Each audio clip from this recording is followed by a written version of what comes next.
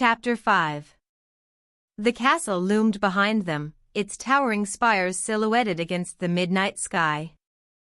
A crisp wind whispered through the trees, stirring the fabric of their cloaks as they stood before the grand gates, the weight of their mission settling heavily upon their shoulders. After a long night of preparations, they were finally ready. Tilly tightened the strap of her satchel, the final piece of her gear falling into place. Beside her, Aster adjusted the sheath of his sword, his fingers brushing over the worn leather of the hilt. Fable and Callum stood close, their gazes fixed on the road ahead, where the path stretched into uncertainty.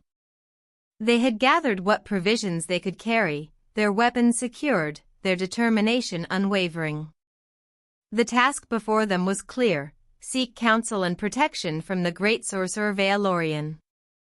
Their horses stood waiting, breaths misting in the cool night air, hooves shifting restlessly upon the stone.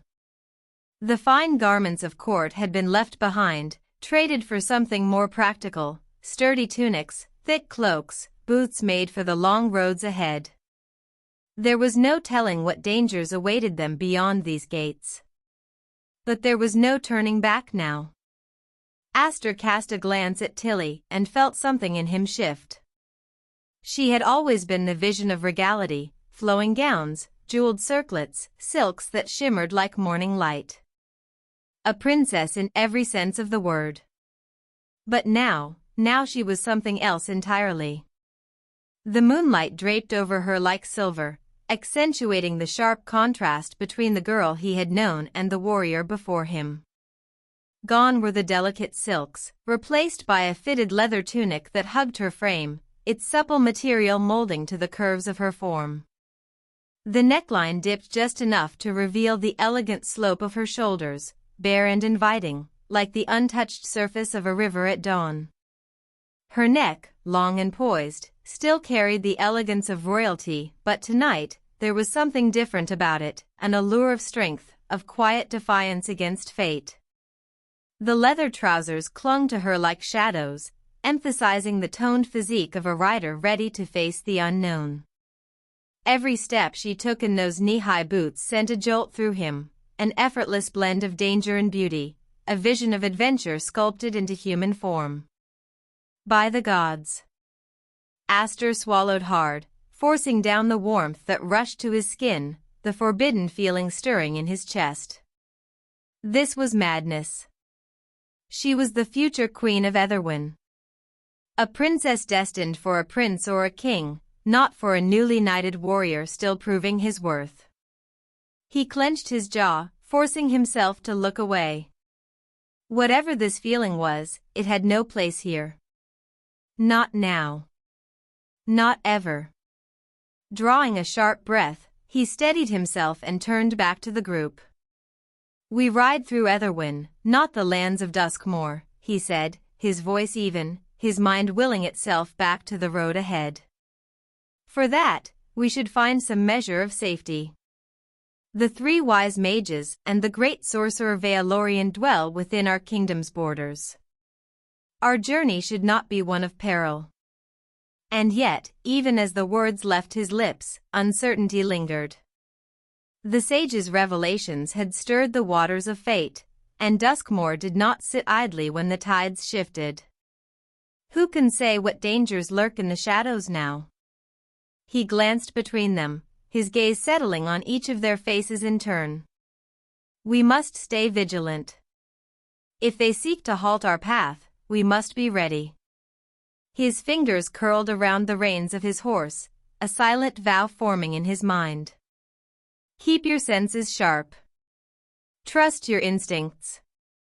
Let not fear cloud your judgment." He met Tilly's gaze for the briefest moment before turning away. "And above all, ride with purpose."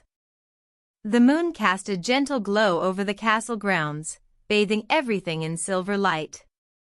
The night air carried a quiet chill, rustling the edges of Tilly's cloak as she turned her gaze to Aster. He carried himself with the presence of a true knight, steadfast, commanding, rugged in a way that sent an unsteady thrill through her chest. His unwavering confidence, The way he stood tall against uncertainty captivated her more than she dared to admit. I cannot believe fate has granted me the chance to journey by his side, she thought, her heart both blessed and burdened. For as much as she longed to be near him, she feared for him. For Fable. For Callum. For herself. The shadows of war loomed close, and the road ahead was fraught with peril. And yet, even amidst her worry, she could not help but notice him, the way his armor gleamed beneath the moon's glow, the determined set of his jaw, the fire in his gaze that refused to be extinguished. He exuded both strength and comfort, a force of nature standing before her, unwavering. And God's help her, she was crushing on him harder than she ever thought possible. A voice pulled her from her thoughts.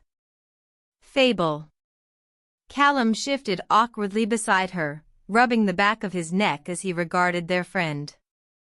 This rider's outfit really suits you.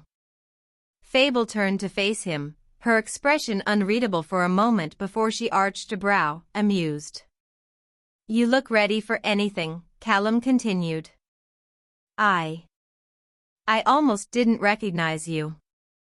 He looked away, running a hand through his hair, clearly self-conscious. Fable smirked, placing her hands on her hips. Oh. Well, that's quite the compliment. Thank you, Callum. A soft laugh escaped her lips, warm and teasing. You look rather dashing yourself. Like a true warrior setting out on a grand adventure. Callum stilled, his face turning a shade warmer under her praise. If only she knew how much I meant that, he thought, swallowing back the words that hovered on the tip of his tongue. The night stretched before them, their journey just beginning. And yet, even in the face of the unknown, something unspoken stirred in the air between them all, hope, uncertainty, and perhaps something more. Through the veil of night, four travelers rode, bound by purpose and fate. The kingdom of Etherwind stretched before them in endless wonder, a land of stories waiting to be written. They passed through quaint villages where lanterns glowed like captured fireflies, their golden light spilling onto cobbled streets. Merchants packed away their wares, the scent of roasted meats and spiced wine lingering in the air as the remnants of the evening faded into quiet. Beyond the villages, they galloped past bustling towns where inns brimmed with laughter and music, where weary travelers shared stories over tankards of ale. Tavern bards wove songs of heroes and heartbreak, their melodies carrying on the wind, a reminder that even in uncertain times, the world still had room for tales of love and legend. Then came the wild. The road stretched onward into ancient forests, where towering trees loomed like silent guardians. Silver mist curled along the earth, whispering secrets of forgotten ages, and the air carried the crisp scent of damp earth and distant rain. As the night stretched on, exhaustion clung to their bones, but they pressed forward. With the first light of dawn, the sun rose over Etherwind in a cascade of gold and rose, painting the sky with the soft hues of morning. The travelers pressed on, their horses' hooves echoing against the winding paths of the realm. They rode through rolling emerald meadows, where wildflowers swayed in the breeze and the scent of lavender and honeysuckle hung thick in the air. The sky stretched vast and unburdened, a silent promise above them. Villages stirred with the waking world, blacksmiths hammering steel, bakers setting out warm bread, farmers tending to their fields beneath the watchful gaze of the sun. Children waved as the riders passed, their laughter ringing through the air, a fleeting reminder of peace untouched by shadow. By midday, the road turned rugged, winding through the foothills of the eastern mountains. The air cooled, and towering oaks cast shifting patterns of light upon the dirt path. Birds flitted between branches, their songs a gentle companion to the steady rhythm of hooves against the earth. They passed shimmering lakes that mirrored the sky, and ruins half buried in ivy, whispers of a time long forgotten. Even as weariness gnawed at their limbs, they did not stop. The road stretched ever forward, and their journey had only just begun. By twilight, the sky bled into deep purples and indigos, the first stars flickering like distant candles in the heavens. Their bodies ached from the relentless ride, but at last, in the quiet of a secluded clearing, they chose to rest. The night, vast and unending, watched over them as they prepared for the road still ahead. At last, beneath a sky dusted with stars, they found a clearing to make camp. The flickering bonfire crackled, casting long shadows against their weary forms as they sat in a circle, breaking bread and sharing quiet conversation. For tonight, fortune smiled upon them. No creatures of Duskmore lurked in the darkness. But the road ahead remained uncertain, and the night was but a brief respite before the dangers to come. Tilly pulled her cloak tighter around her shoulders as she sat beside Aster, the warmth of the fire barely reaching the chill that had settled in her chest. "I can't help but feel so uncertain about everything," she admitted, her voice tinged with worry. "The future of Etherwyn. Will this alliance with Duskmore really happen? Will we all be slaves to their power? Their ruthlessness knows no bounds." She swallowed hard before continuing. "Even if they claim an alliance, we all know it's just a matter of time before they try to overpower us. And what about the people? The ones taken from Etherwyn? The ones lost in the night? Will we get to the great sorcerer in time to save them?" Her voice faltered. "What if it's too late?" Aster, who had been quietly watching the fire, finally turned to her. His expression was calm, steady, as if his confidence alone could keep the darkness at bay. "Tilly, I know the uncertainty weighs heavy on you. But I believe in you. I believe in Etherwyn." His voice was firm, unwavering. "We won't let that happen. Not if we stand together." Tilly let out a quiet sigh, rubbing her hands together as she stared into the flames. "But I can't help but wonder about my own future. What about love? What if I never find it?" Her voice was soft now, barely above a whisper. "What if I never get to have a family? What if all I can do is keep fighting?" Aster smiled slightly. "Tilly, you are a force of nature. Kings and princes will fall at your feet, I have no doubt." He leaned back slightly, the firelight casting warm hues across his features. "You are meant for greatness. And I know you will find love too. True love. Someone worthy of your heart. You'll have the family you dream of. I promise you that." The flames flickered and danced in the cool night air, casting shadows that seemed to shift with the weight of their words. Tilly watched Aster for a moment, her heart heavy with a question she could no longer keep to herself. "Aster." She hesitated before pressing on.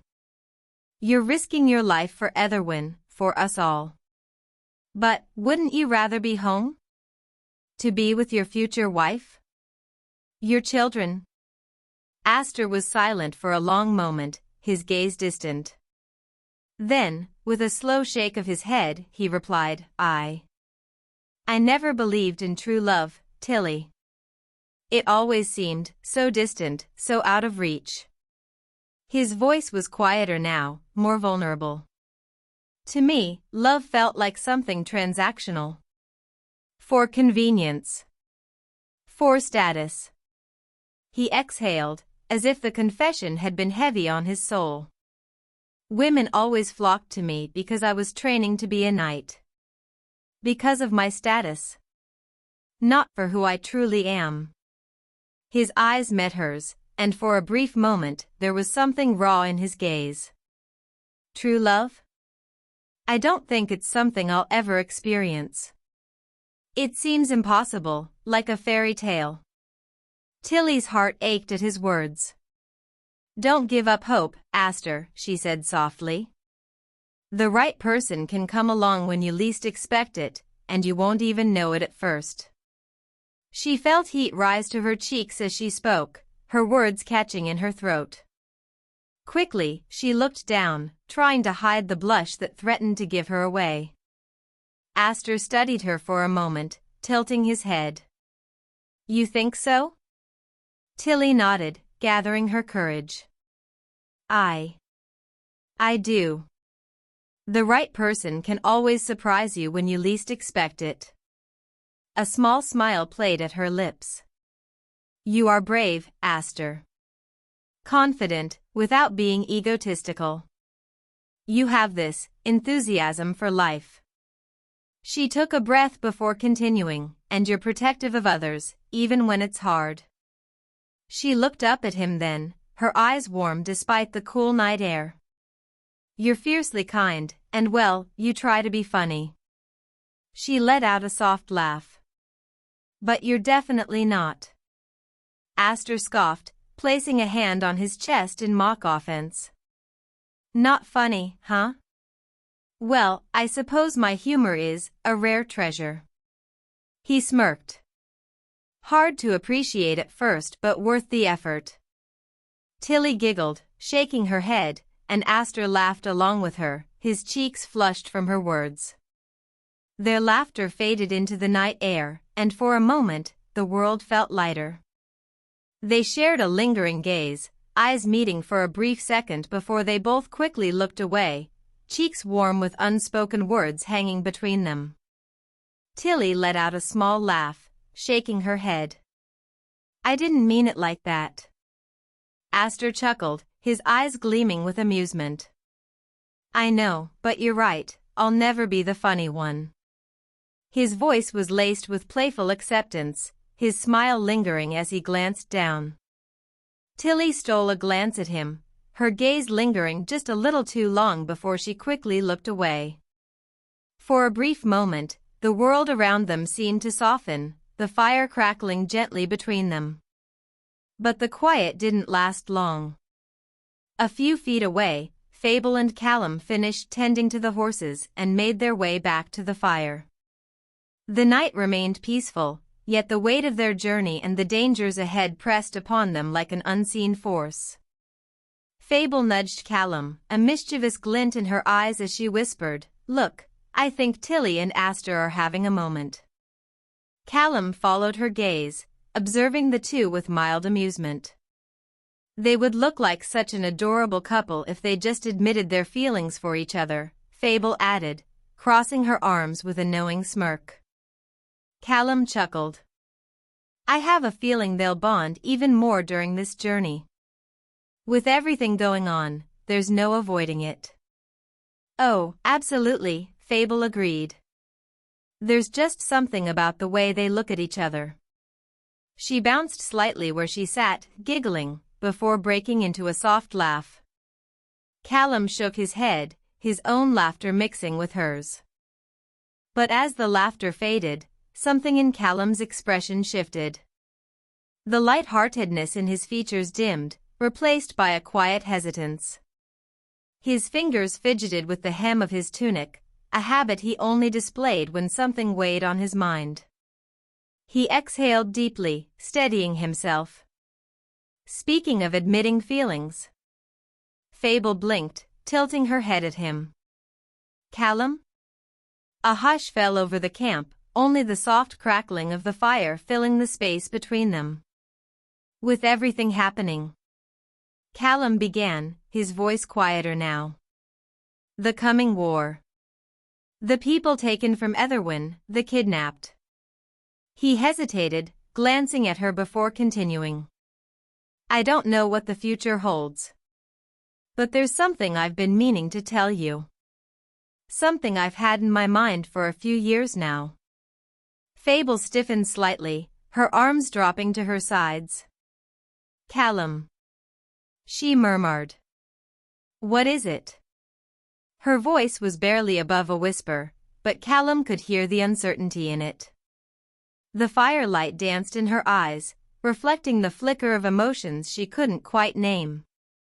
He swallowed, the weight of his words pressing against his chest. And in that moment, the world around them seemed to pause. Callum took a deep breath, his voice steady but laced with vulnerability. Fable. I've had feelings for you for a few years now. Fable's playful expression faltered, her body tensing as his words sank in. It would destroy me if anything were to happen to you, Callum continued, his voice softer now. We've been childhood friends, and I never wanted to ruin that, never wanted to turn our friendship into something else. He exhaled, running a hand through his hair as if gathering the strength to keep going. But after everything that's happened, the chaos, the danger, the uncertainty of the future, I've realized. I don't want to live in a world where I never told you how I feel. His gaze locked onto hers, sincerity shining in his deep eyes. I want a future with you, Fable. The air between them grew still, the fire casting flickering shadows on their faces. Fable's breath hitched as she processed his words. The teasing, the easy banter, they were always constants between them. But this was something else. I had no idea you felt this way, she whispered, her heart pounding. Callum offered a faint, bittersweet smile. You don't have to say anything. I wanted you to know. In case something happens, in case it's too late. Fable stared at him, her emotions tangled in a whirlwind she didn't know how to unravel. Callum, her best friend, her partner in mischief, the person who had always been by her side, had been carrying this truth for years. And now, he had laid it bare before her. He shifted uncomfortably. I didn't mean to make things awkward, I just had to say it. For a moment, neither of them spoke. Then, to Callum's surprise, Fable's shoulders trembled as a quiet sob escaped her lips. Fable? His voice was filled with concern, but before he could say anything else, she looked up at him with teary eyes, not of sadness, but of something else entirely. She swallowed, her voice shaky yet full of emotion. It's the most beautiful thing anyone has ever revealed to me. A tear slipped down her cheek, and she wiped it away quickly, laughing at herself. I've always longed for true love, for someone to truly care for me, and now, you. She took a steadying breath. I would be honored to try this out, Callum. If everything turns out all right, if we win this war, and if we survive all this. Her voice wavered, but then a soft smile touched her lips. I would love to go on dates with you, to see where this will go, romantically. Callum's face brightened with relief, his smile slow but full of joy. You have no idea how much that means to me. A playful glint returned to Fable's eyes as her tears faded. So, does this mean I get to choose the first date? Callum smirked. Well, I was thinking a grand dinner with fine wine and soft music. Fable raised a brow. Oh. Or, he continued with a teasing lilt, if you'd prefer something simpler, perhaps a ride on horseback under the stars? I could show you a different side of my charm. A soft blush dusted Fable's cheeks as she let out a small laugh. Callum, I swear. He chuckled along with her before straightening his tunic dramatically. I'll try not to ruin it with awkward jokes. She tilted her head, smirking. Well, I've heard those jokes are part of your charm, so I suppose I'll have to brace myself. Callum grinned. All right, Fable. Get ready. Your knight in shining armor is about to show you what he's made of. Fable rolled her eyes but couldn't hide her smile. Maybe, just maybe, this journey wasn't just about survival. Maybe, amid the battles and uncertainty, love had been waiting for them all along. The cave was damp and cold, the distant sound of water dripping against stone echoing through the darkness. Sonnet sat against the rough cavern wall, her arms wrapped tightly around herself as she gazed at the uneven ground. Cove stood nearby, arms crossed, his expression tight with frustration. "Thank fate that the rest of us are safe for now," Sonnet murmured, her voice barely above a whisper. "But what if we aren't rescued in time? The food and water will run out, and we will wither away, and die." She swallowed hard, her voice breaking. "I miss my family. My friends. And I'm so afraid of what's to come." Her eyes glistened with unshed tears before she finally let them spill, silent sobs shaking her frame. Cove clenched his fists at his sides, his jaw tightening as anger surged through him. "No doubt that's the Duskmoors and Sage's horrid plan," he growled. "To make us suffer. To break our spirits." His tone softened as he stepped closer, determination hardening his gaze. "But I swear to you, Sonnet, my family, my friends, the royal family, we won't let that happen. We will be rescued. Soon." He hesitated before adding, "You are not alone in this." Before Sonnet could respond, Cove reached out, pulling her into a firm embrace. She stiffened at first but quickly melted against him, gripping his tunic as if letting go would mean falling into despair. "I won't let anything happen to you," he whispered. The air between them thickened, heavy with uncertainty and something else, something unspoken. Sonnet's sobs quieted as she pressed her forehead against his chest, listening to the steady beat of his heart. Cove held her tighter, his warmth a fragile barrier against the cold dread creeping into her soul. For a moment, time seemed to slow. Their breaths, their heartbeats, their very existence, all tangled together in that single, fleeting instant. And then, without thinking, Sonnet lifted her head, her eyes meeting his, wide, searching, desperate. Before she could stop herself, she leaned in. It was instinct, an act born of longing, of fear, of hope. Cove's breath caught. He froze, the warmth of her lips against his a sudden shock. But then, the hesitation melted away, and he kissed her back. It wasn't just a kiss, it was a promise. A promise that, even in the darkest of times, there was still something worth holding on to. The world outside their embrace faded. The fear, the war, the uncertainty, none of it mattered. Not in that moment. Only the stirring in their souls. The warmth of each other. The unspoken words between their lips. And just like that, everything had changed.